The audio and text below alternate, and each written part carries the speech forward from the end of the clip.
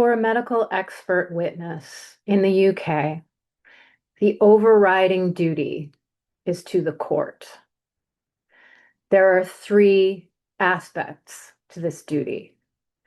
Independence, the expert's duty to the court supersedes any obligation or financial loyalty to the defense or prosecution. Impartiality, evidence must be uninfluenced by the pressures of the case. And concession, experts are expected to recognize the limits of their expertise and readily concede if a matter falls outside their domain. An expert must help the court to achieve the overriding objective by giving opinion, which is objective and unbiased, and within the expert's area or areas of expertise, and complying with directions made by the court. Dewi Richard Evans was the medical expert witness who testified against Lucy Letby in the trial that led to the miscarriage of justice, which sentenced her to 15 whole life sentences for murders and attempted murders that she did not commit. Evans got his medical degree from Cardiff University and worked as a consultant pediatrician from 1980 to 2009. He was an independent medical witness from 1988 to 2023. His years active were 1973 to 2023. The institutions he worked in were University Hospital of Wales, Alder Hey Children's Hospital, Morriston Hospital, Singleton Hospital, and then a hospital in Wales that I can't pronounce. Dewi Evans promised to the court that he would uphold the expectations of a medical expert witness. He did not uphold those expectations. He was a supremely biased witness who sought out the case which he read about in the newspaper, went to the police, offered his services, was hired, and remained employed by both the police and the prosecution throughout the case, which was a very long one.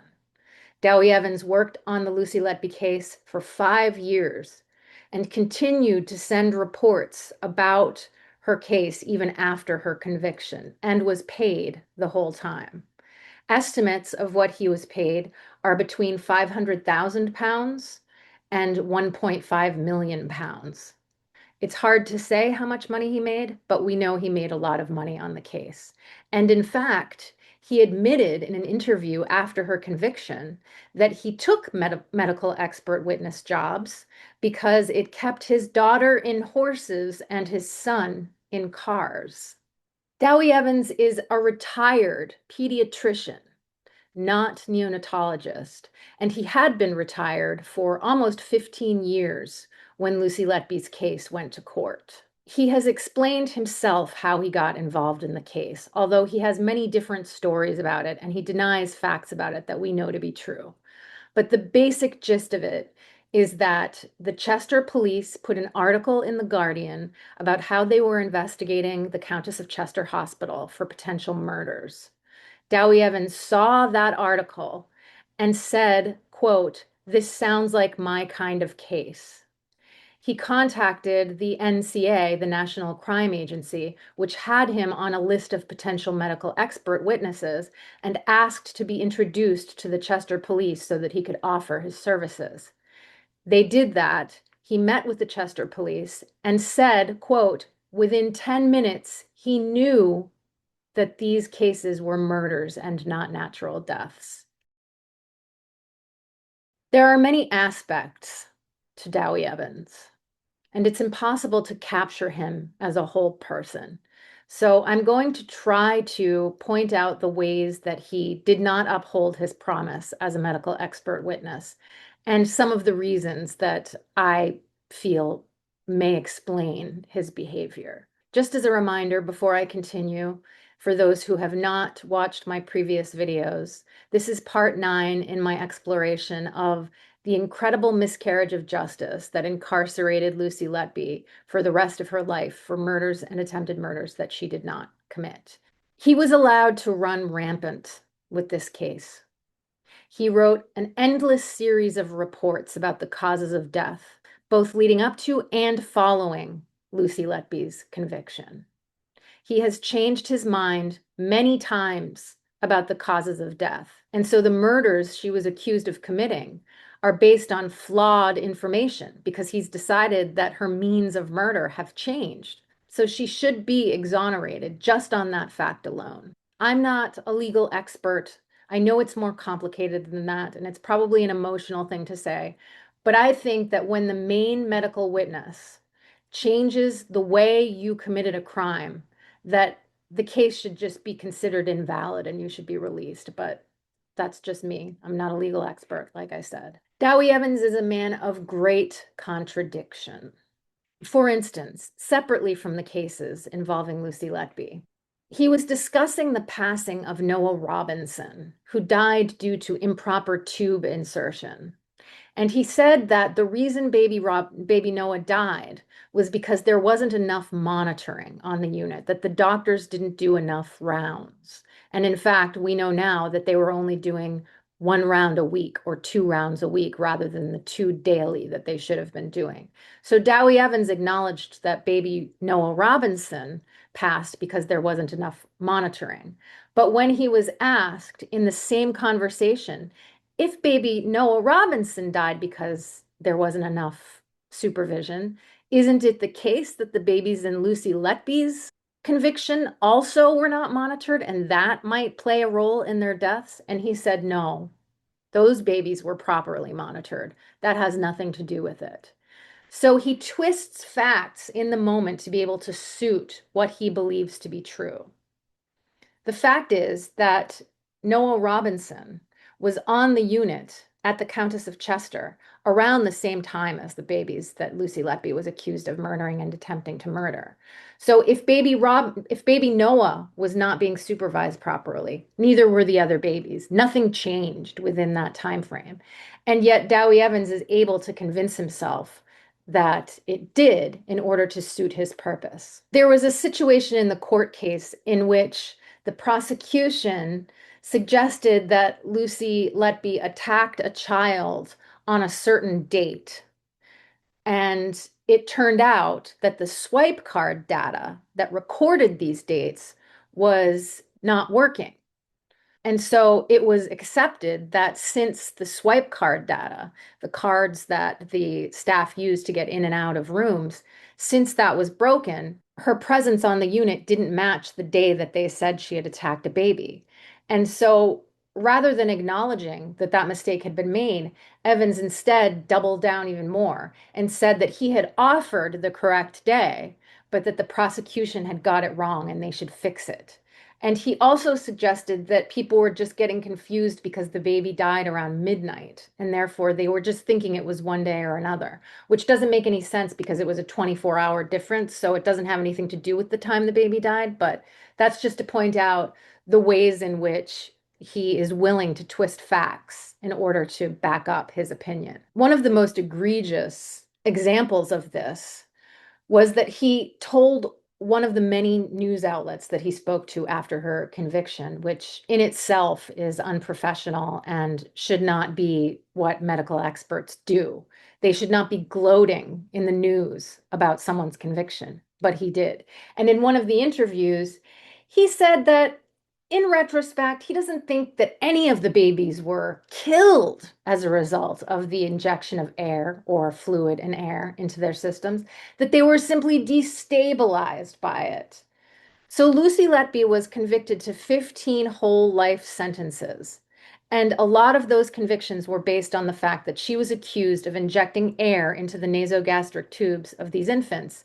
And yet now Dewi Evans is saying that that's not what killed them. So what is she doing in prison? He does things like mention that Lucy Letby was the designated nurse during a particular alleged attack, and that it's very important that she was the designated nurse. And then in the same conversation, when somebody points out to him that she was not the designated nurse, he suddenly says it doesn't matter whether she was the designated nurse or not. She was still present and she still murdered these babies, so she's guilty. He's willing to twist facts in that way as well. I used Peter Elston's email exchange with him for a lot of the information I have and for a lot of the examples that I have. I also used John Sweeney's podcast, and I used some of the interviews that Dewi Evans did after her conviction. But in the email exchange between Peter Elston, a well-known statistician, and Dewi Evans, Peter Elston asks Dewi Evans the same question with the exact same text no less than 7 times. And each time, Dewi Evans deflects and doesn't answer the question. He answers with another piece of information that has nothing to do with it. And that is one of his skills as well. He is a great deflector. Anytime a question comes to him that he can't answer, which is many times because he simply can't answer for the damage he's done to Lucy Letby, he deflects. He will never answer a question directly unless it makes him look good. And he knows how to twist facts so that he looks good. But when he cannot, he just doesn't answer. Simple as that. He has incredible powers of projection, as far as I can see. And I am not a medical expert. I'm not a psychologist. I'm not a psychiatrist. But from what I witness in his behavior, he has incredible powers of projection. He often speaks of other people in such a way that I wonder if he's unconsciously speaking about himself, or worse, he's consciously speaking about others in the way that he's accused of behaving. So he's taking the accusations against him and turning the tables. Both are egregious, the latter more so. But here are some examples. Shu Lee, who was co-author to the paper that Dewi Evans used to accuse Lucy Letby of air embolism, learned that his paper had been used in the court case. The way the paper was used was that in Shu Lee's paper, it is mentioned there is a particular skin discoloration that happens in air embolism. And so the doctors on the unit who accused Lucy Letby and Dewi Evans suggested that the babies who died that Lucy was accused of murdering and attempting to murder had this discoloration. But when Shu Lee realized that his paper had been used and became curious about it, he realized that his paper had been completely misunderstood. That first of all, it was regarding arterial air embolism, not venous air embolism, and that it had to do with accidental air embolism, not intentional. And so he said that since it was venous, the discoloration had nothing to do with air embolism. It's just not how it works. So he gathered together a panel, as many people know, of real experts across the world, and they looked at all of the cases, and they came back with the fact that none of the cases that Lucy Letby was accused of murdering or attempting to murder babies was legitimate, and that none of them were murders. All of them had natural causes and explanations. So, of course, Dewi Evans doesn't like Shu Lee now, and he suggested, back to the projection, he suggested that Shu Lee recruited and subconsciously manipulated the panel, which sounds an awful lot like his own behavior with the police, with the jury, with the prosecutor, and with the judge. He recruited other medical expert witnesses who simply rubber stamped his work and didn't do a true examination of the cases. And he manipulated the jury so that they would believe that Lucy Letby had committed crimes that she did not commit. He said in an interview that Americans, some of whom were on the panel that Shu Lee gathered, are hired guns, and that they'll do or say anything they have to say to get paid. Sounds an awful lot like him. He accuses those who are fighting for Lucy's exoneration of making assumptions without evidence. This is the man who admits that he decided within 10 minutes of looking at one baby in the case against Lucy Letby that it was murder, with no evidence whatsoever. It's telling that he chose air embolism as the means of murder because you can't prove it or disprove it. So evidence isn't really an option with air embolism. So it's interesting that he suggests that those who are fighting for Lucy's release are basing their beliefs on non-evidence when that's what he did and that's what he pushed throughout the entire investigation and case. He has a fixation with Donald Trump, which I find interesting. He doesn't like Donald Trump, but he mentions him in a lot of interviews. And he compares Trump supporters to those who are pushing for Lucy Letby's exoneration. He says that you can't convince them of anything. They just believe what they believe and it doesn't matter. But I would suggest that Dowie Evans is an awful lot like Donald Trump in many of his behaviors, the twisting of facts, the deflection, the always being right. I'm not going to give a diagnosis here because I'm not a doctor, but the two of them are very similar. It's interesting that he really dislikes him as much as he does. He said outright in one of his interviews that, and I quote, clearly Lucy Letby should confess, but I don't think she will. Clearly, she's blocked off all of her crimes to be able to live with herself. Sound like someone we know? And just to say along those lines, I don't think he's aware that he's doing this. And his inability to understand the damage that he did, not only to Lucy Letby, which is the most egregious of all, and to the families of the babies, which is almost as egregious, but the damage he's doing to himself when he does interviews and says the things he says and gives a plethora of proof and evidence that this is an unsafe conviction.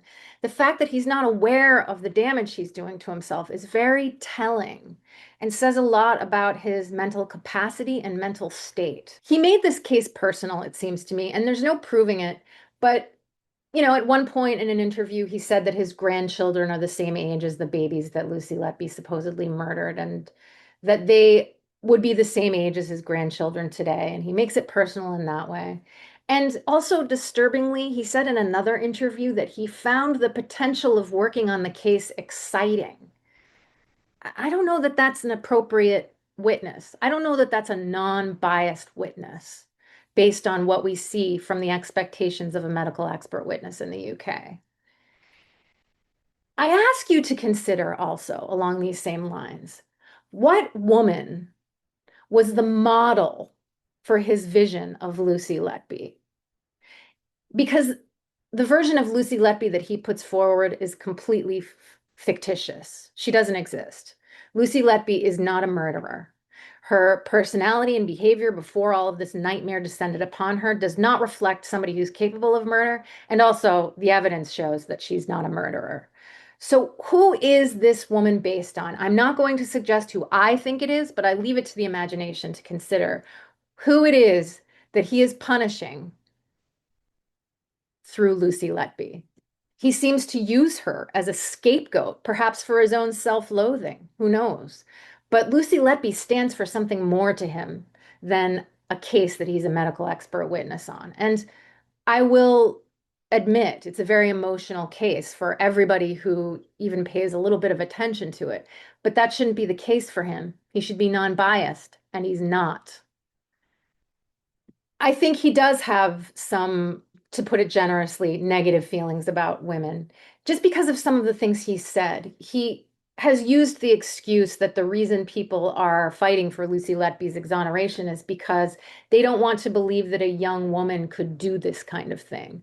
And to me, that is just absolute bollocks. And I'll tell you why.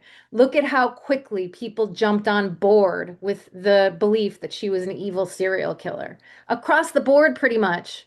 Some people knew from the beginning that it was unsafe, but most people believed it right away because people love to believe that young women, pretty young women, are capable of being monsters for whatever reason. Look at Amanda Knox and the many others who have been held responsible for things they didn't do because they were pretty young women. He also said that the push to her exoneration is full of senior males, he said, wanting to be heroes and thinking of her as a damsel in distress. He's right about one thing. If there are heroes in this case, and there are many, there is also a villain, and he is it. Also, just to note, I'm not a senior male. Dowie Evans responds very badly to criticism. He gets very frustrated when somebody questions him. And he brings up his accomplishments. He resorts to name calling. He called the expert panel that Shuli gathered and the people who are fighting for Lucy's release elitists and suggested that they don't like people from Wales. Who knows where that comes from? I don't live in the UK, so I won't comment more, but I assume it's just not a reasonable thing to suggest. when statisticians question his work, he basically responds by saying, "You're not doctors, so what do you know? You were never on a neonatal unit, so what do you know?" Just shutting down the conversation completely. He loves name calling. He calls Peter Elston, a very respected statistician, someone who is just in an ivory tower, basically not a part of the world and doesn't have a right to comment on the incredibly flawed statistics that were used to put Lucy Letby in jail. He says that the RCPCH report of the Countess of Chester was poor and an exercise in futility. If he senses he can't win, he pulls rank. Again, in the Peter Elston email exchange, when he's cornered with information, he just says, "You really had to be there." In other words, Peter Elston wasn't in court, so he can't possibly have an opinion. He attacks John Sweeney in an interesting way that I think deserves some investigation. They were talking about the causes of death, and Dewi Evans made one of his many black and white statements saying that they were all murders, all attempted murders, and that was it, and that you can't really question it. And John Sweeney said that the causes of death were subjective, but the way he worded it was, well, the deaths were subjective. And Dewi Evans, rather than continuing a reasonable conversation, turns the tables and says in an outraged, righteous voice, "There's nothing more objective than death," forcing John Sweeney to explain what he meant and shutting down the conversation. He called Phil Hammond, who is one of the heroes in this case, a comedian and nothing else. And he questioned the validity of his previous medical experience and practice. Jane Hodden, who conducted a review of the deaths on the unit when doctors started to become concerned that Lucy Letby had committed crimes, was insulted greatly by Dewi Evans during an email exchange with Peter Elston, where he criticized her reviews and speaks in very demeaning language. All of this behavior, I think, plays a role in how Dewi Evans was able to commit the egregious acts that he committed against Lucy Letby. And let's just go into some of the laziness and mistakes and evidence of bias and bad behavior that he showed.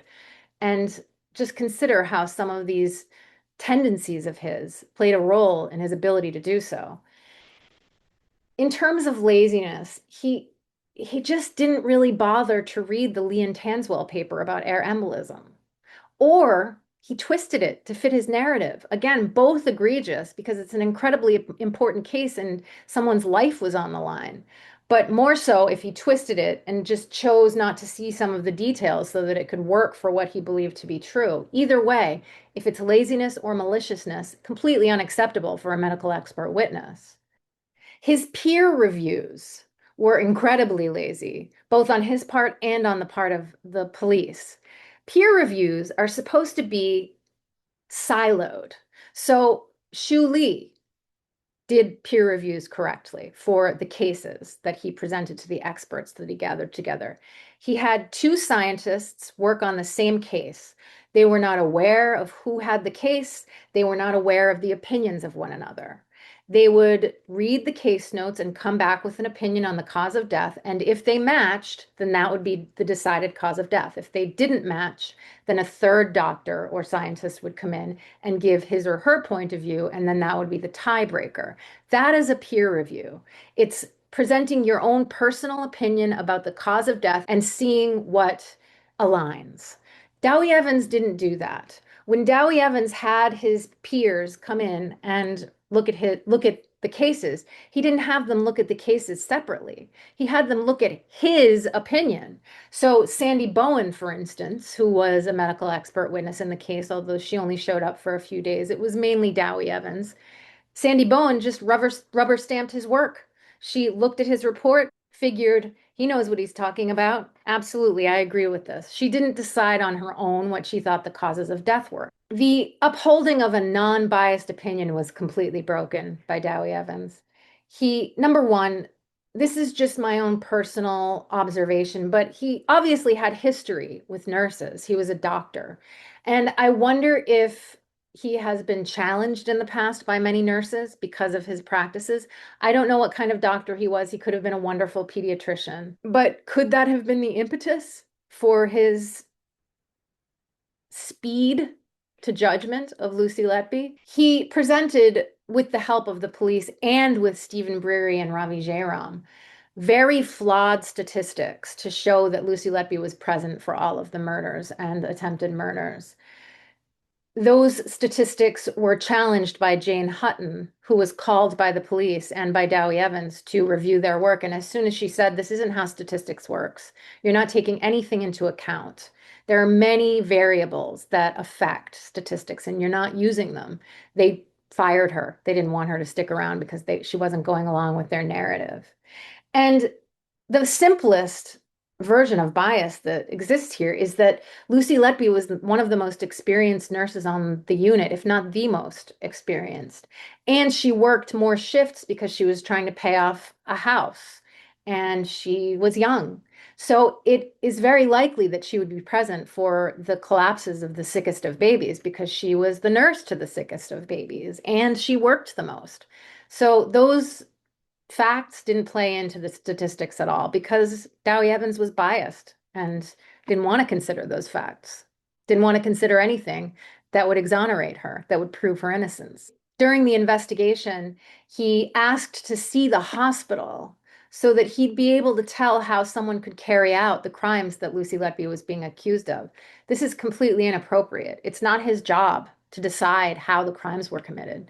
It's not his job to decide it's a crime at all. It's his job to present experiential evidence as a doctor to the causes of death for these babies. That's his job. That's it. If it seems as though it's an unnatural cause, he presents that. If it seems as though it's a natural cause, he presents that. He doesn't decide how the crime could be committed after the fact. Just another example of his Sherlock Holmes complex. And the worst example of all of the bias involved in this case is that he saw pound signs, dollar signs, when he read about the case in the newspaper. And he pursued those dollar signs. And he was willing to say and do anything that needed to be said and done to continue those pounds to enter his pocket. After all, he had to keep his daughter in horses and his son in cars and live in his enormous mansion in Wales. Another aspect of the bias that influenced Dewi Evans' presentation of guilt against Lucy Letby was his connection to Stephen Breary and Ravi Jairam. To start, I think we can all admit that it is often a very small world. We can be traveling halfway across the planet and we'll run into someone we know. We can be in enormous cities like London or New York and run into people we know all the time. It's a small world. The people we know and are connected to are part of our orbit. And so we see them. And I mention this because apparently there was a conference, a medical conference, or a set of meetings revolving around medical issues that occurred in Wales right around the time that Lucy Letby was being accused of murdering babies. And it was apparently hosted by Susie Holt, who was one of the doctors who went to the police to accuse Lucy of murder. And Stephen Breary and Ravi Jairam were at that conference. And since it took place in Wales, I think it's reasonable to at least consider that Dewi Evans was there, that he was present at that meeting. How much did they talk? What did they say over drinks at the pub? What kind of information was exchanged with regard to Lucy Letby? We can't prove it. We don't know, but I think it's worth thinking about.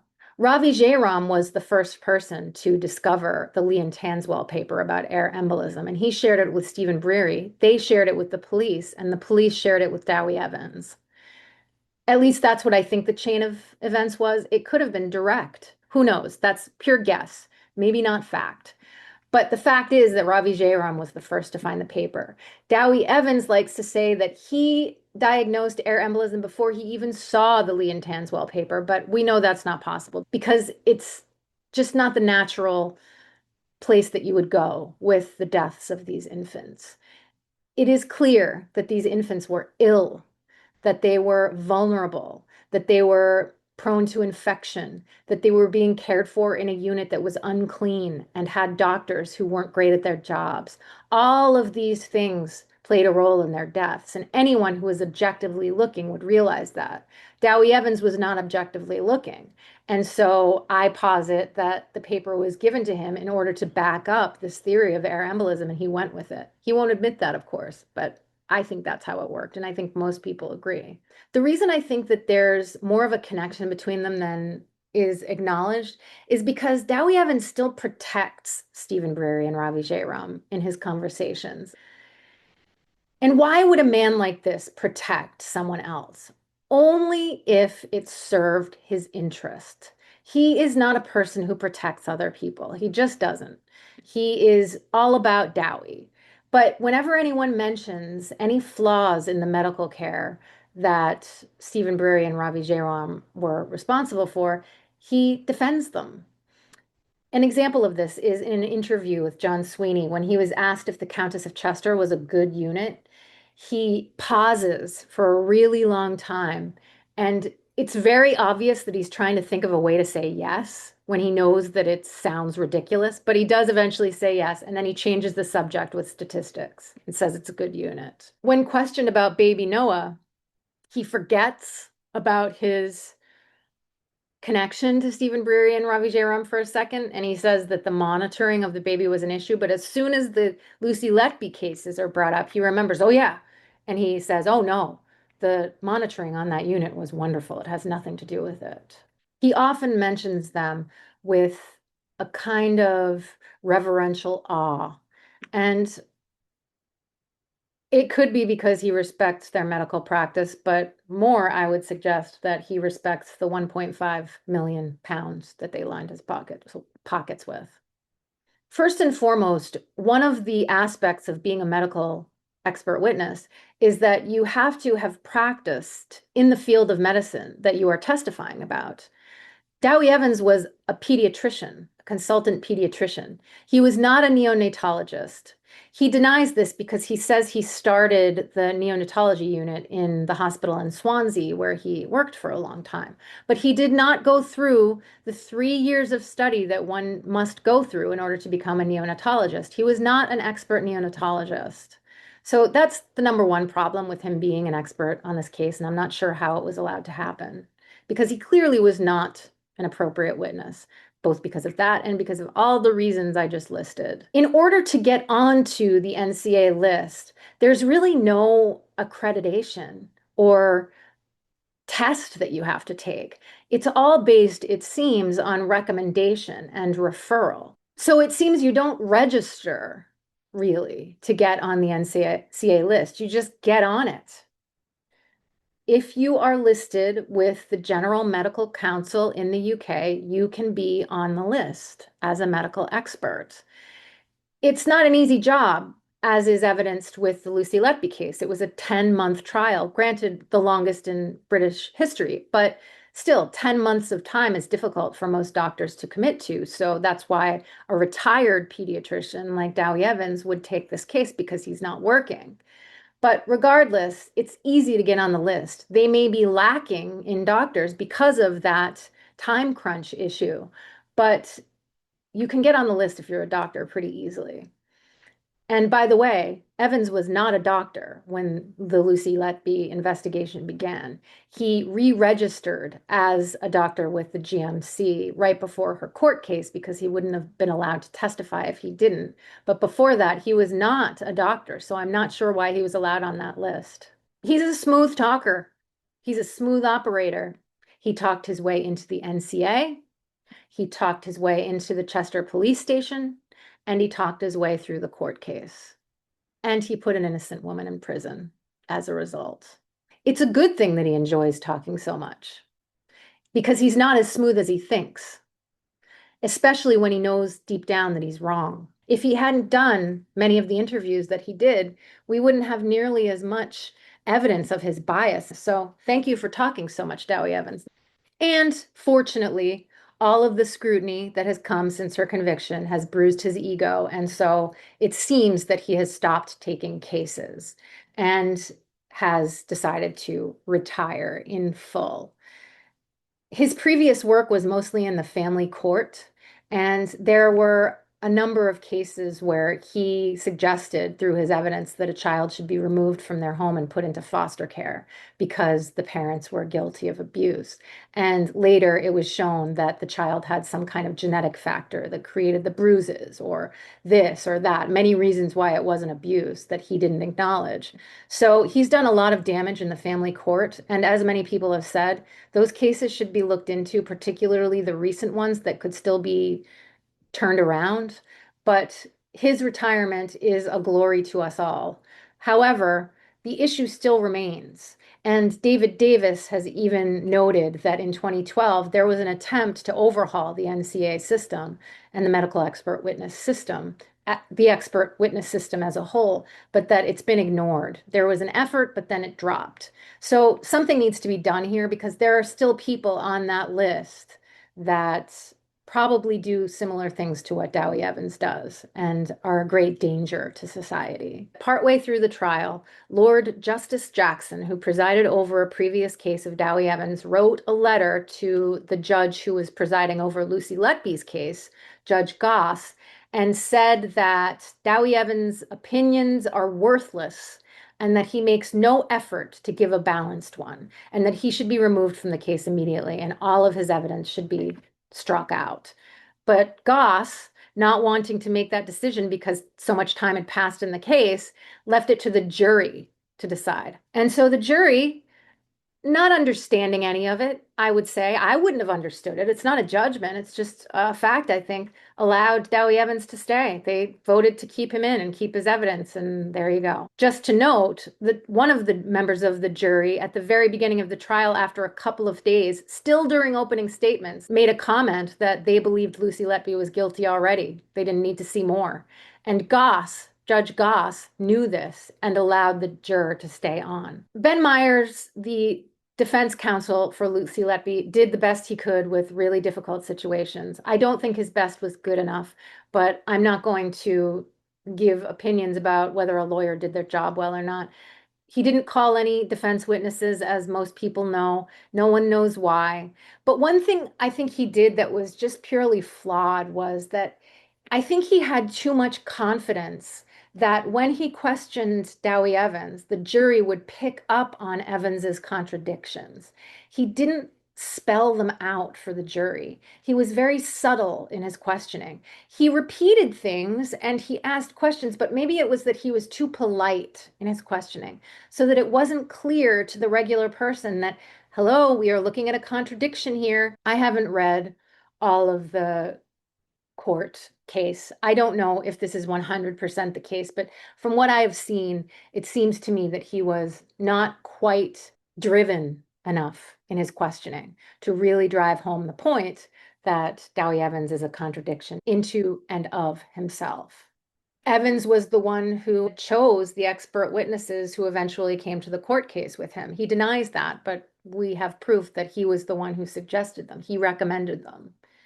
And most of his fellow experts, as I said, only spent a few days in court. He did the bulk of the court case. Two of his fellow experts, Sandy Bowen and Peter Hindmarsh, were both in trouble with the law as they were testifying against Lucy Letby, and nobody was alerted to this. The jury didn't know, nobody knew.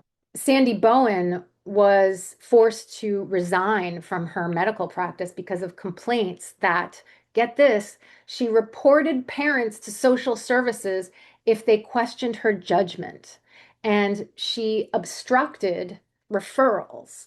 So this is a person who, if she doesn't like you, will have your children taken away from you.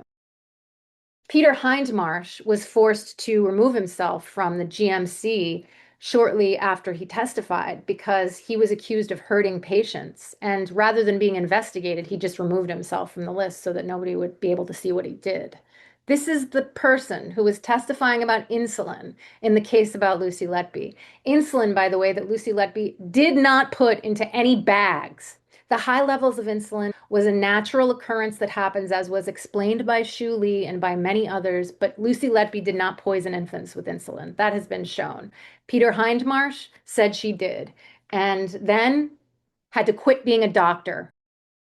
And most damning of all regarding the court case with Dewi Evans is what we've mentioned before, which is his tendency to change his mind. Not only has he changed his mind after the conviction about the ways Lucy murdered and attempted to murder babies, supposedly, he also changed his mind while on the stand.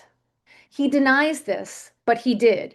He was on the stand and he said, I heard what another witness said, and that plays into my own diagnosis. And so I'd like to change it a little bit because I didn't know that piece of information, and this works much better for my accusation. And he changed his opinion, and it was accepted.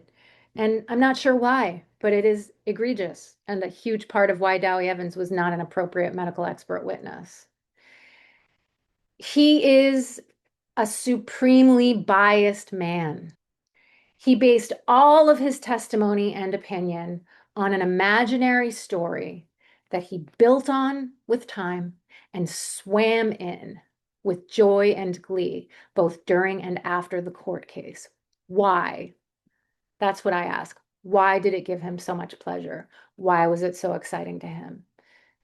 He was an inappropriate person to be involved in this case. And thankfully, the world now sees that the case against Lucy Letby was completely flawed and that she should be exonerated. Thankfully, Dewi Evans is so far gone that he couldn't shut up after the case. If he had, we might not be in as good a position as we're in. Although the Shu Lee panel probably would have changed things anyway. But with Dewi Evans's big mouth, now there's no question. Lucy Letby is innocent.